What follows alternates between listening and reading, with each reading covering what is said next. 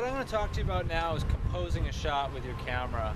A lot of times you want to just get out your camera and start experimenting, but for this assignment you want to find a subject. You have to figure out why that subject's important and figure out a way to visually communicate that.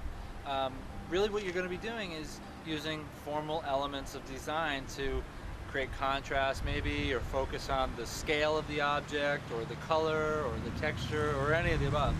So here we're at the Claus Oldenburg sculpture torn notebook on campus here at UNL, and we've chosen an angle that we think is fairly interesting.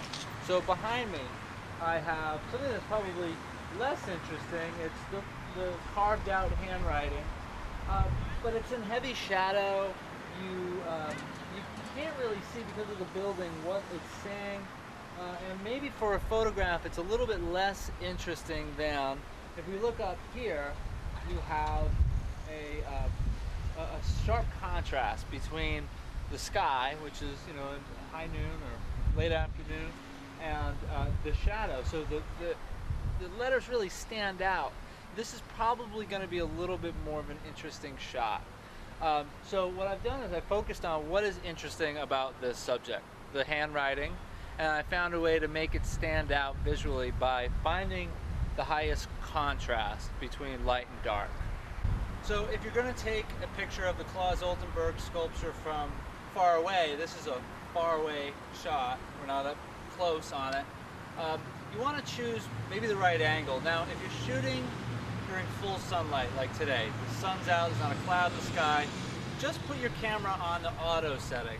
And remember, it's not the A on your dial, it's actually the little green box where it might actually say auto.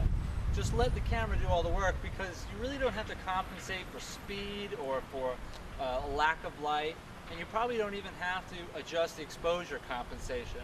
If you do, remember it's a plus or minus arrow, and you might want to bracket a little bit.